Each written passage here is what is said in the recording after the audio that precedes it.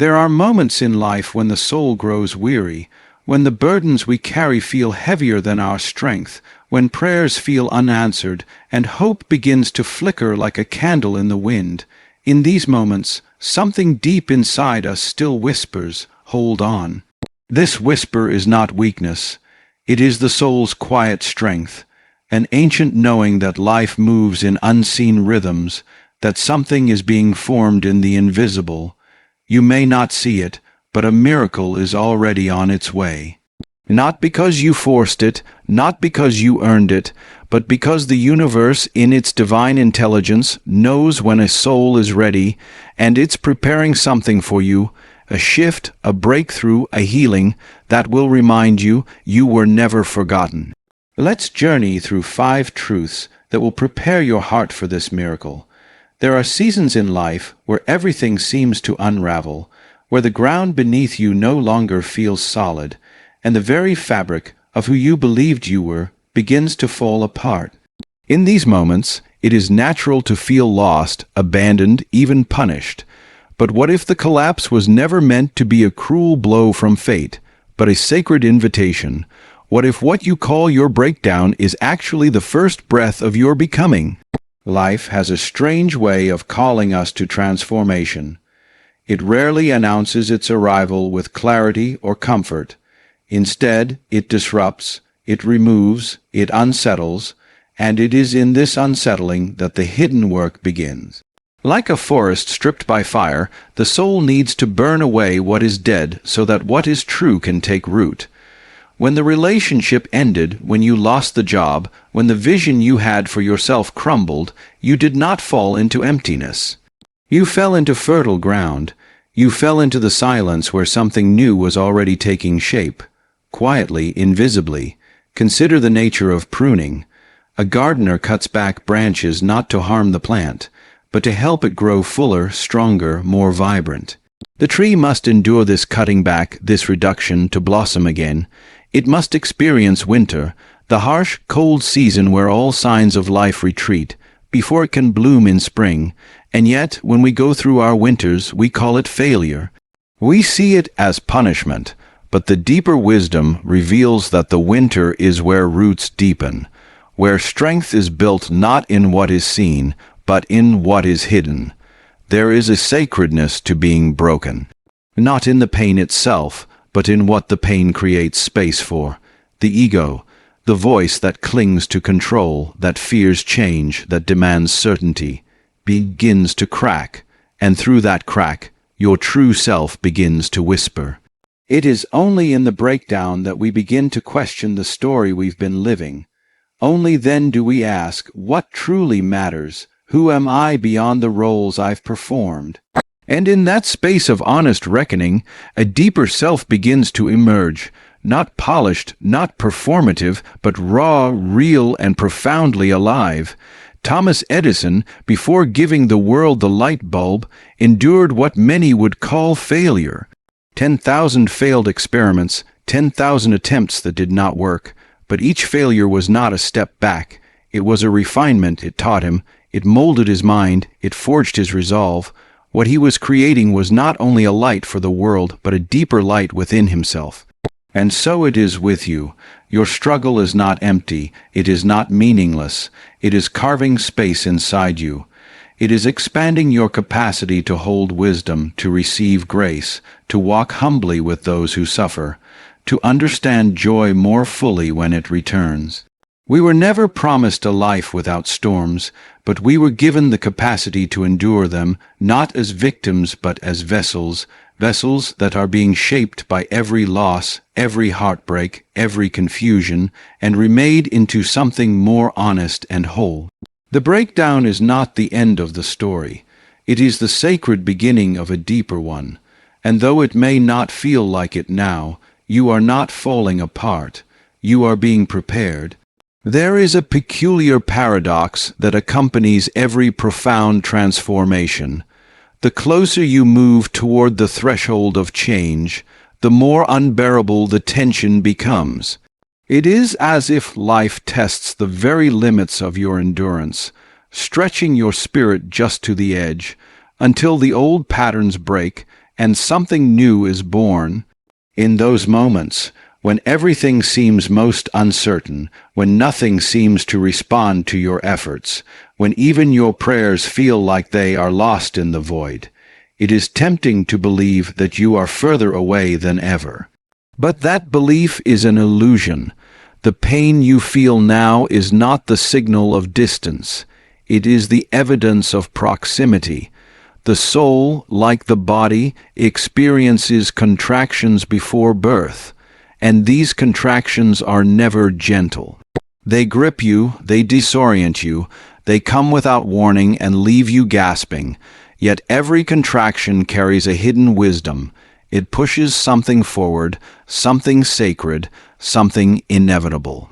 Just as a mother in labor might cry out in despair, believing she can't go on, only to find herself holding her child moments later, we too encounter that final trembling right before the miracle is placed in our arms. There is a story of a woman who battled infertility for many years. Doctors had given up. She had given up. Hope had quietly dissolved into resignation. Month after month, she faced the cruel reminder of absence. Every test, every cycle, every attempt ended in emptiness. One day, exhausted by trying, she surrendered, not in defeat but in release. She stopped forcing, she stopped fearing, she chose peace, and just when she thought the chapter had ended, life surprised her. She conceived, not through new treatments or plans, but in stillness. Her body, it turns out, had been healing quietly, without drama, without applause. The miracle had been forming beneath the surface, invisible to the eye, but real nonetheless. And so it is with all of us. When the outer world offers no signs, the inner world is often at work. The unconscious realm does not speak in loud declarations. It moves like water underground, shaping new possibilities in the dark.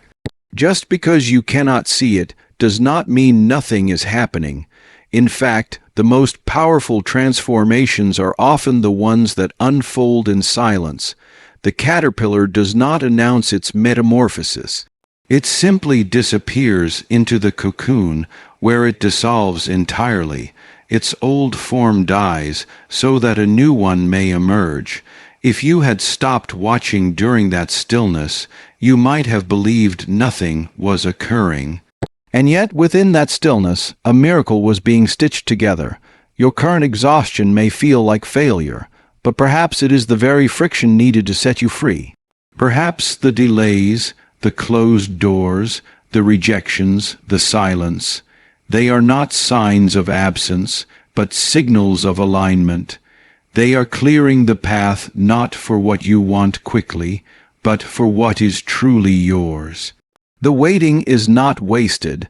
It is preparing your spirit, softening your ego, sharpening your vision, anchoring your soul, because when the miracle arrives, it does not only change your circumstances, it must find you ready to receive it. In the last mile of the journey, many people stop. Not because the goal is unreachable, but because the fatigue of the climb convinces them it's too far. But mountains always feel steepest near the summit. Storms always rage just before dawn. The illusion of darkness is strongest just before the first light breaks. So if everything feels more intense right now, if you're doubting, aching, losing grip, don't turn back. You are not breaking down. You are breaking through. Something holy is near. Let the pain be what it is. Let the silence be sacred. And keep walking, because you are closer than you think.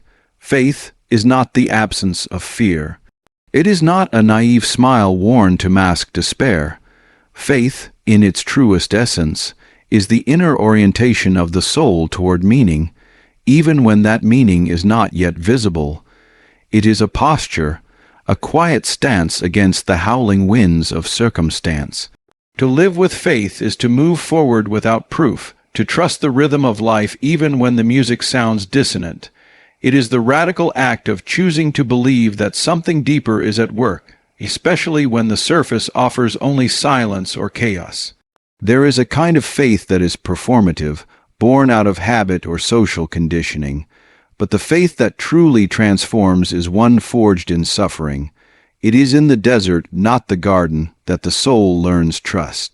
When the answers do not come, when prayers seem to vanish into the void, and the world feels indifferent to your need, what remains?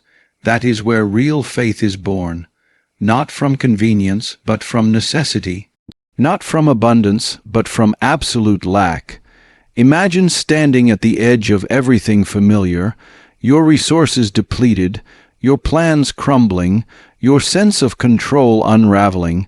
In that space, most people reach for anything to numb the fear, distraction, blame, bitterness. But some, in a moment of extraordinary courage, turn inward. They do not deny the pain, they do not pretend it doesn't hurt, but they also do not collapse. Instead, they become still, and in that stillness they begin to sense a deeper pulse, something ancient and steady beneath the chaos. There was once a man who, on paper, had nothing left. His business failed, his debts mounted, and friends who once praised him turned away. Everything told him to panic, to beg, to fight, but he chose otherwise. Each morning he sat quietly, even as anxiety clawed at his chest. He meditated not to escape reality, but to align with a greater one. He volunteered at a local shelter, not because he had excess time or energy, but because he wanted to stay open. He acted as though goodness was still possible, even when nothing around him confirmed it. And then, just when he least expected, a call came. An old friend, unaware of his situation, offered a project that reignited his life. Not because he chased it, but because he created space within himself for it to arrive. That is the power of inner alignment. When you stop clenching, when you surrender the demand for certainty, you become a vessel. Life does not respond well to force, but it flows freely toward those who have learned to listen, and that listening is faith, not a passive, idle hope, but an active, alive trust that transforms your entire way of being. Circumstances are unstable by nature. They rise and fall, shift and dissolve. But faith is what holds you when everything else falls away. It is not a shield from hardship, but a lamp in the dark. And strangely, the moment you surrender to that unseen current, life begins to rearrange itself in ways you could never predict. Not always immediately, not always dramatically, but surely and deeply. To live in faith is to say, even if I cannot see the path, I trust that there is one. It is to live with open hands rather than clenched fists. It is to believe that the invisible is not unreal, but simply unseen for now. And in doing so, you become the kind of person to whom miracles feel drawn, not because you demanded them, but because you made room for them to land. We are conditioned to seek the extraordinary in grand displays, loud moments of revelation, sudden turns of fate, and blinding flashes of clarity. We crave the thunderclap, the undeniable signal that something divine has entered our lives. Yet life seldom works that way. The truly transformative events, the ones that redefine us, renew us, or lift us from despair, often begin with what seems like nothing at all. A fleeting feeling of calm in the middle of anxiety, a small coincidence that keeps repeating itself, a subtle sense that someone or something is watching over you. These are not accidents, they are invitations. The subconscious mind registers what the conscious cannot yet articulate. It collects fragments from the edges of awareness and organizes them long before you can name what is happening. This is why you sometimes feel a sense of peace that cannot be explained. Why your body relaxes before your mind understands why. Something is aligning in the unseen. A shift has begun, not outside you, but within. And that interior shift, quiet and unnoticed at first, marks the true beginning of a miracle. There's a certain humility required to recognize small signs, because they do not force themselves on you. They whisper. They brush against your awareness like a feather. A child's laughter during your darkest moment, A book falling open to the exact words you needed. A song playing in the store that speaks directly to your ache. It would be easy to dismiss these things as coincidence, to laugh them off as nothing. But to do so is to close your heart to the subtle language through which life often speaks. When a person is ready, the world reflects that readiness in small ways. These signals are not for the eyes, but for the soul. They echo in the space between thoughts, and they cannot be grasped by intellect alone. You must feel them. You must slow down enough to perceive them, because miracles do not enter noisy hearts. They wait for the quiet, for the stillness, for the openness that comes when you begin to notice life's gentle taps on your shoulder. A woman once shared her story of depression. She had stopped praying, stopped believing, stopped even hoping.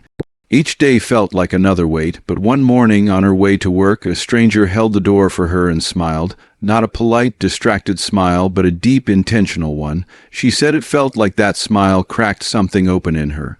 It wasn't the end of her depression, it wasn't a cure, but it was the first moment she felt seen in months. That night, she dusted off her old journal. A few days later, she called her sister after a year of silence.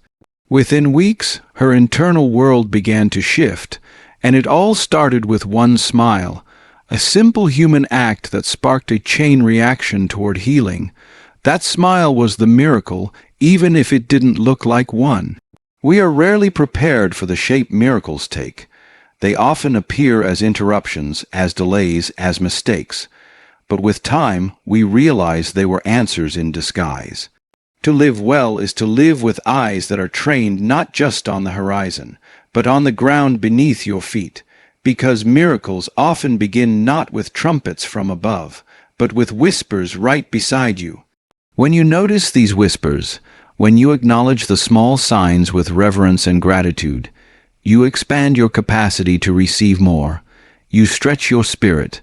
You become a vessel wide enough to carry the blessings already making their way toward you.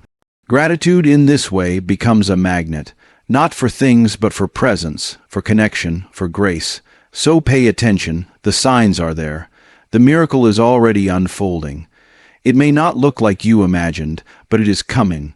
Quietly, patiently, lovingly. Just as it should, we often wait for life to deliver to us what we think we lack: love, success, peace, meaning, as though these things were packages waiting at a door someone else must knock on. But the deeper truth is more unsettling and also more liberating. Nothing truly arrives in our lives until we are inwardly ready to hold it. A miracle, in its purest form, is not an event that merely happens to you. It is a reality that unfolds through you. And this requires transformation, not in the external world first, but in your interior landscape. You cannot receive what you have not made space for. You cannot hold what you have not become. It is a law of nature and spirit alike. What we attract is not shaped by what we say we want, but by who we are. You cannot expect peace while feeding daily on chaos. You cannot hope for love while harboring bitterness. You cannot seek abundance while clinging to scarcity in thought and action. Life does not respond to your wishes. It responds to your frequency, and your frequency is not determined by what you say you believe. It is shaped by the daily posture of your heart. There was a young man trapped in a story he could not let go of. He had grown up in the shadow of a father who abandoned him and carried that wound like a weapon. Every relationship he entered became a battlefield. Every opportunity a mirror reflecting his hidden rage. He begged for a better life, prayed for a miracle, but nothing changed. Until one day, in a quiet moment of truth, he realized the enemy he was fighting lived inside him. He saw that the father he resented had long since gone, and the only person keeping the wound alive was himself. In that space of stillness, he did something radical. He forgave, not only his father, but also the part of himself that had clung so tightly to pain. And something shifted, his relationships softened, a new career path opened, even his body responded, his insomnia eased, his stomach problems disappeared. The world outside began to reflect the world he was building inside.